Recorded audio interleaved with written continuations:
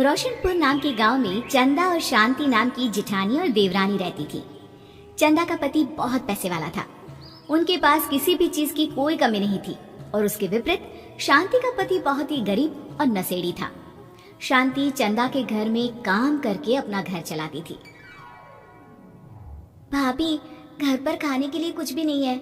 अगर आप थोड़ा खाना दे पाए तो बहुत मेहरबानी होगी। मुझे जो भी पैसे मिलते हैं वो तो आपके देवर नशे में उड़ा देते हैं। ये तुम लोगों का ना रोज रोज का ड्रामा हो गया है। अब देवर जी कमाते नहीं है तो मैं क्या करूं?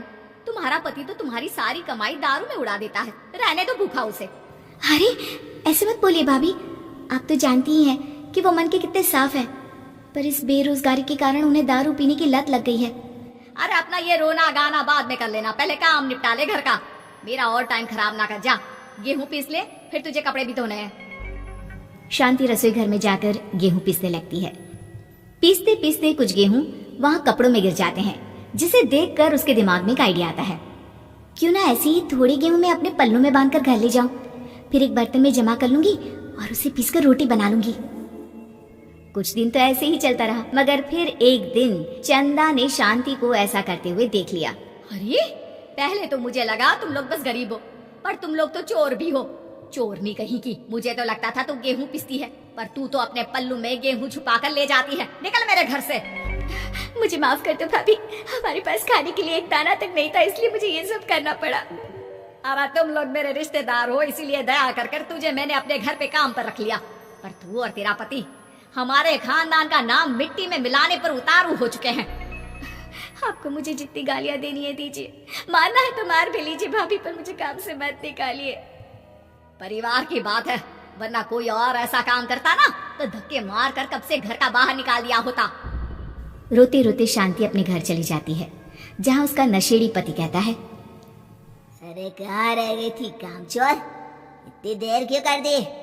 आज पैसे लाई कि आज भी खाली हाथ वापस आ गई है? अपने हाथ दिखा। जरूर पैसे छुपा लिए ताकि मैं दारू ना पी पाऊं। नहीं जी, मैं आपसे क्यों छुपाऊंगी, और अभी आप दारू पीने की बात कर रहे हैं, उसी कारण तो आज हम लोगों की ये हालत हो गई है। किसी काम की नहीं है तू, बिना मार खाए समझेगी नहीं। रख, अभी तेरे होश ठिकाने लगाता हूँ।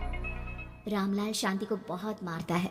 शांति का मन दुखी हो जाता है और वो गांव के तालाब के पास के एक पेड़ के नीचे बैठकर फूट फूट कर रोने लगती है। मैंने कभी किसी का बुरा नहीं किया, फिर भी भगवान मेरे साथ ऐसा क्यों कर रहा है? मैं तो रामलाल जी की फिक्र करती हूँ, फिर भी उन्होंने मुझे इतना मारा।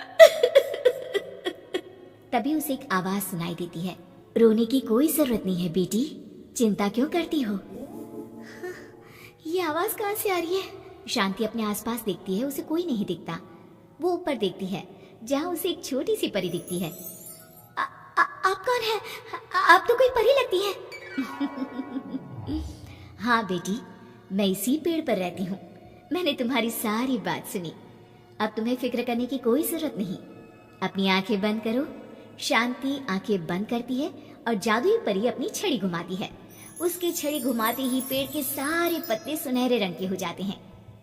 परी उनमें से एक पत्ता तोड़ लेती है और फिर से अपनी छड़ी घुमाती है, जिसके कारण सारे पत्ते पहले की तरह साधारण से दिखने लगते हैं। आंखें खोलो बेटा, लो इस पत्ते को ले जाकर अपने तकिए के नीचे रख देना। ये तो एक साधारण पत्ता है, इससे क्या होगा?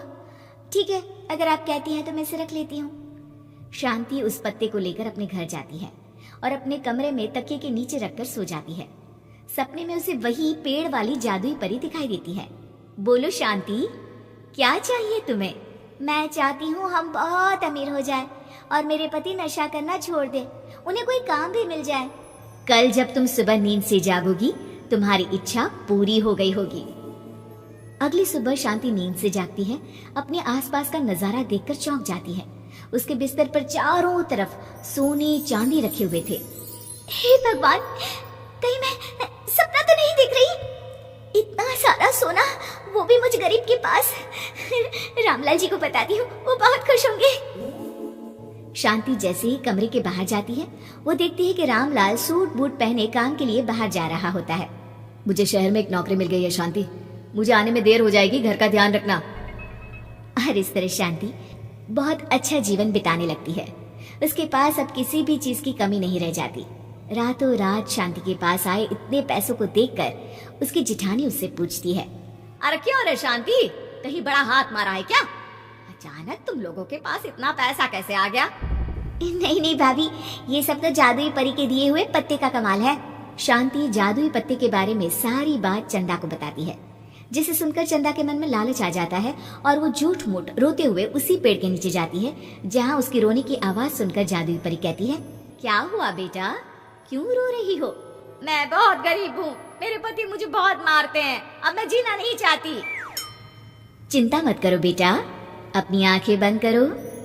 जादुई परी चंदा को भी उसी पेड़ का एक पत्ता देती है और तकिए के नीचे रखने को कहती है।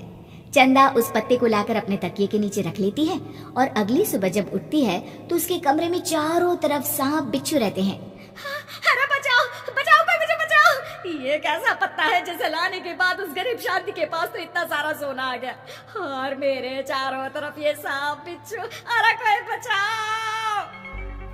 चंदा अपनी जान बचाती हुई शांति के पास जाती है। चलिए भाभी, मुझे लगता है आपके घर में सांप बिच्छू को बस जादुई परी ही हटा सकती है। दोनों मिलकर जादुई परी के पास जाते हैं। ये सब तुम्हारे बुरे इरादों का नतीजा है चंदा। तुम झूठ मूठ बस पैसे के लालच के कारण यहाँ आकर रो रही थी, इसीलिए तुम्हें जादुई पत्ते ने उसकी सजा दी। अरे मुझे माफ कर दीजिए जादुई परी, मेरे मन में लालच आ गया था। अरे शांति, तुम भी मुझे माफ कर दो, मैंने तुम्हारे साथ बहुत गलत किया है, फिर भी तुम मेरी मदद के लिए आई। चंदा को अपनी गलती का एहसास हो जाता है, इसलिए जादुई परी उसके घर से सारे सांप बिच्छू को गायब कर देती है। चंदा और शांति आपस में मिलजुल कर रहने लगती हैं।